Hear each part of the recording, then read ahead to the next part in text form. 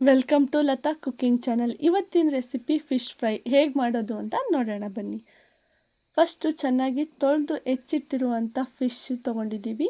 ಅದಕ್ಕೆ ಮಸಾಲ ರೆಡಿ ಮಾಡ್ಕೊಳ್ಳೋಣ. ಮಸಾಲಕ್ಕೆ 2 spoon cornflour ತೊಗೊಂಡಿದ್ದೀವಿ, ಹಾಗೆ 2 ಸ್ಪೂನು ರೆಡ್ ಚಿಲ್ಲಿ ಪೌಡರ್, ಸ್ವಲ್ಪ ರುಚಿಗೆ ತಕ್ಕಷ್ಟು ಉಪ್ಪು ಮತ್ತು 2 ಸ್ಪೂನಷ್ಟು ಹುಣಸೆ ರಸ ತೊಗೊಂಡಿದ್ದೀವಿ, ಅಥವಾ ನೀವು ನಿಂಬೆ ರಸನೂ ತೊಗೋಬೋದು. ಈಗ 1/4 ಟೀ ಸ್ಪೂನಷ್ಟು ಶುಂಠಿ ಬೆಳ್ಳುಳ್ಳಿ ಪೇಸ್ಟ್ನ ಹಾಕ್ಕೊಂಡು 1 ಟೀ ಸ್ಪೂನಷ್ಟು ಗರಂ ಮಸಾಲ ಹಾಕ್ಕೊಂಡಿದ್ದೀವಿ. ಗರಂ ಮಸಾಲ ಹಾಕ್ಕೊಂಡ್ಮೇಲೆ ಅದನ್ನು ಒಂದ್ಸಲ ನೀಟಾಗಿ ಮಿಕ್ಸ್ ಮಾಡ್ಕೋಬೇಕು. ಎಲ್ಲ ನೀಟಾಗಿ ಮಿಕ್ಸ್ ಹಾಕೋಬೇಕು. ಈಗ ಅದಕ್ಕೆ 1 ಮೊಟ್ಟೆನ ಒಡೆದು ಮಿಕ್ಸ್ ಮಾಡ್ಕೋಬೇಕು. ಮತ್ತೆ ನಿಮಗೆ ಬೇಕಿದ್ದರೆ ಸ್ವಲ್ಪ ನೀರು ಆ್ಯಡ್ ಮಾಡ್ಕೊಳ್ಬೋದು, ಇಲ್ಲಾಂದರೆ ಗಟ್ಟಿ ಆಗುತ್ತೆ. ಸ್ವಲ್ಪ ನೀರು ಆ್ಯಡ್ ಮಾಡ್ಕೊಳ್ಳಿ. ಆ ಮಿಕ್ಸ್ಚರ್ ಆದಮೇಲೆ ಈಗ ಅದನ್ನು ನೀಟಾಗಿ ಒಂದೊಂದೇ ಫಿಶ್ಶಿಗೆ ನೀಟಾಗಿ ಹಚ್ಕೊತಾ ಹೋಗಿ.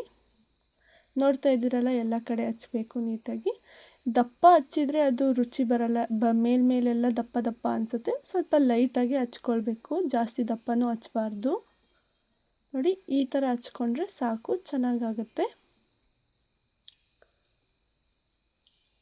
ಎಲ್ಲ ಪೀಸಿಗೂ ಅದೇ ಥರ ನೀಟಾಗಿ ಮಸಾಲಾನ ಹಚ್ಕೊಂಡು ಸೈಡಿಗೆ ಎತ್ತಿಟ್ಕೊಳ್ಬೇಕು.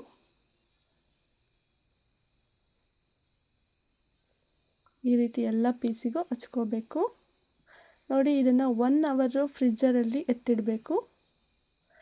1 ಅವರ್ ಆದಮೇಲೆ ಈಗ ಒಂದು ಬಾಣಲಿಗೆ ಎಣ್ಣೆ ಹಾಕ್ಕೊಂಡ್ಬಿಟ್ಟು ಕರ್ಕೋಬೇಕು.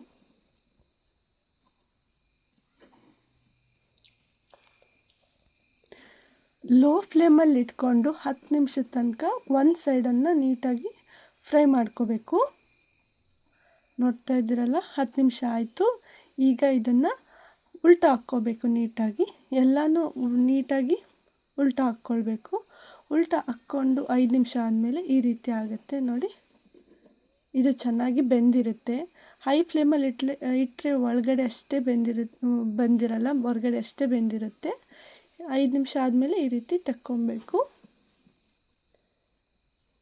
ನೋಡಿ, ಅದರಲ್ಲಿ ಯಾವುದೇ ರೀತಿ ಎಣ್ಣೆ ಇಲ್ಲ. ಅಷ್ಟನ್ನು ತೆಕ್ಕೊಂಡ್ರೆ ನೋಡಿ, ಈ ರೀತಿ ರುಚಿಯಾದ ಫಿಶ್ ಫ್ರೈ ರೆಡಿ ಆಯಿತು. ನೀವಿನ್ನೂ ನಮ್ಮ ಚಾನಲಿಗೆ ಸಬ್ಸ್ಕ್ರೈಬ್ ಮಾಡ್ಕೊಂಡಿಲ್ಲ ಅಂದರೆ ಹೀಗೆ ಸಬ್ಸ್ಕ್ರೈಬ್ ಮಾಡ್ಕೊಳ್ಳಿ.